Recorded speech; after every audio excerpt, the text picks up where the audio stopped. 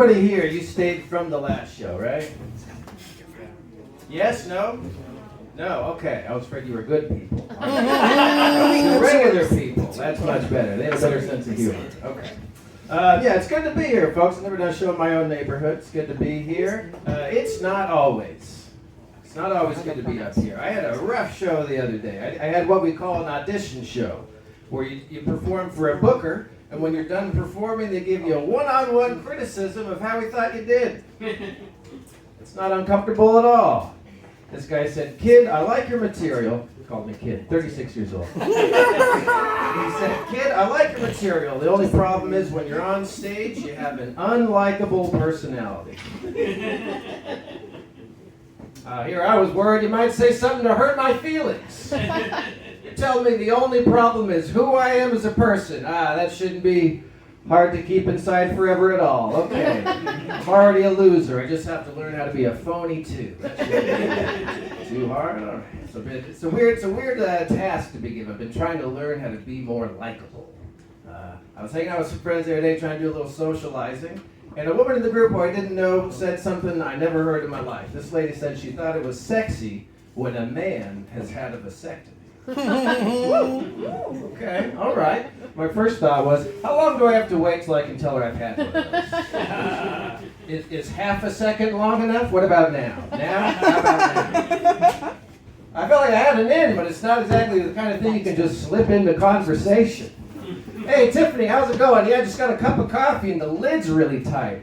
Kind of reminds me of the clamps they put around my vas deferens.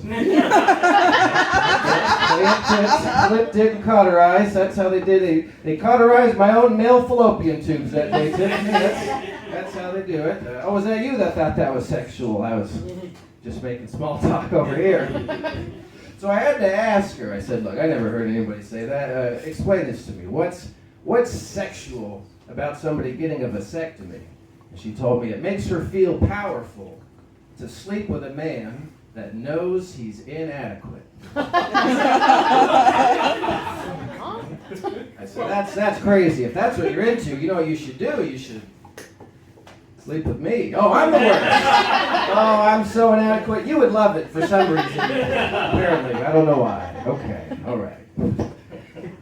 I used to want kids. I don't think it's a good time for kids. I'm slowly souring on kids. I think there's too many diagnoses going around nowadays. If you have a kid today, there's a 100% chance it will be mentally ill. I can guarantee that. They all are. Everybody's got something now. Everybody's their own amateur therapist. People just hand out casual diagnoses nowadays. I had a friend call me the other day because he thought he had depression. And he wasn't the type of friend to normally talk about that kind of thing, so I had to give a shit. And I'm listening to my buddies tell me all the things. I knew that his wife had left him earlier in the year. I knew that what I didn't know was that his dog ran away. Aww. Correct response.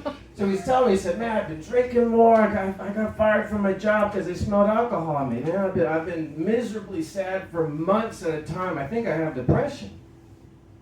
I said, "Look, man, I don't know how to tell you this, okay? I'm not a doctor. I think you might just be a loser." That's a totally different thing. People confuse these two a lot. Totally, you got all the textbook signs. I mean, your wife, your job, even your dog left you. God damn, that is some grade A loser shit if I ever heard it. All right, that's not what depression is. All right, lots of people have depression and don't get divorced, Dan. Okay, let's not sully the good name of people who are sad. All right, that's not what Depression's supposed to mean like even when your life's going well, right? Your brain's missing all the happy juices. All right, if you're sad and your life sucks, that kind of just means like you get it.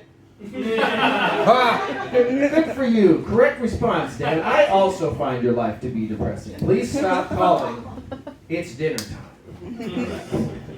The funny thing is, when you have friends that are stupid, you can't be mad at them for being stupid, right?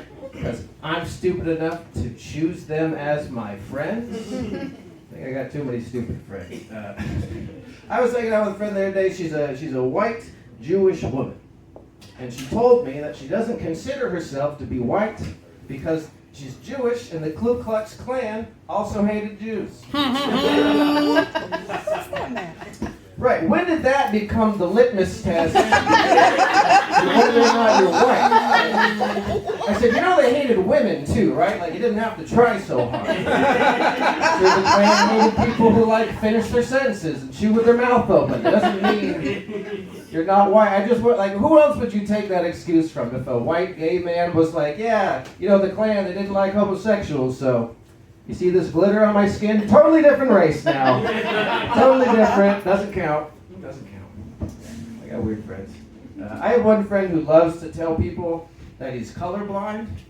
Like he thinks that's like a cool, hip thing to say. Like I'm colorblind, man. I don't discriminate. I tried to tell him, first off, that means you're incapable of noticing a hate crime. I wouldn't just broadcast that if I were you. It's not the coolest thing in the world. Second off, who started this rumor that colorblind people don't know what race you are? Spoiler alert, of course they do. Of course, just because you can't see like greens and blues doesn't mean you're walking around the streets of Harlem going, oh my God. These are the tallest Chinese people I've ever seen. That Chinese guy's got an afro. It's not how it works, folks. The problem is white people, we are just unteachable. It's very, very hard to teach a white person things, right? I had a friend who the other day was trying to explain white privilege to me. He was explaining all the ways that I benefit from my whiteness and the privilege. And the fucked up thing is that by the end of the conversation, I was in a better mood.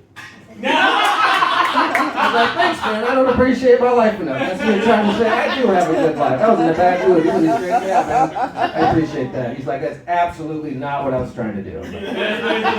I'm listening. You're saying smile. Smile more, smile bigger. That's what you're saying. I'm a good listener. I don't like to brag. All right.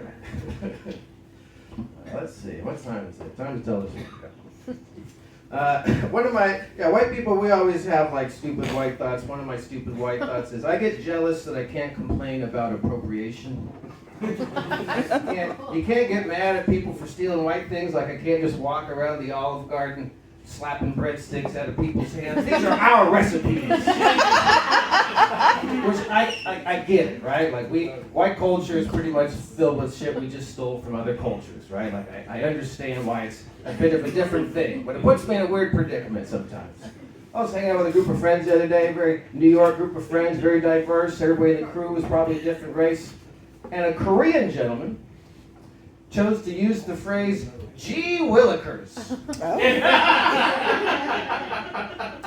Gee willikers, hey man, I don't know who told you you could use that word.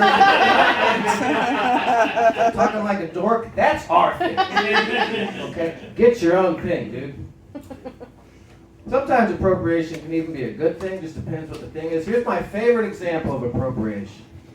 All right, here in America, progressive people use the term folks and y'all to be more inclusive to the non-binary community.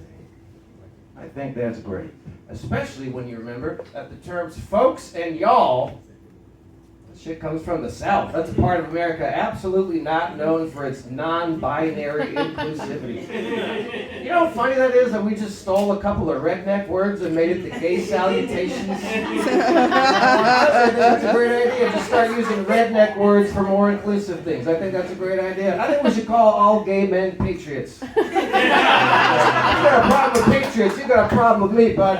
What's more patriotic than two dudes blowing each other in a Christian nation, huh? That's not an expression of your freedom. I don't know what it is. You know, I actually figured out recently why they named it homophobia. Anybody else ever wonder why it was such a big word? It's longer than anything else we use for something like that. And I finally figured it out. We named it homophobia because it would have been too confusing if we named it gayist. Right? You have a problem with other races, you're a racist. You have a problem with the opposite sex, you're a sexist.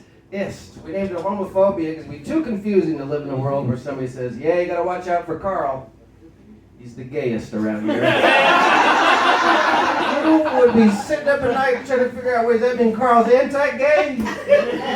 Or is he just the most gay? What kind of barbecue are we going to do tomorrow? What are we going to get to? Rainbow flags, Confederate flags, drag queens, drag races? I gotta start asking more questions. All right, that's it for me, folks. Thank you very much.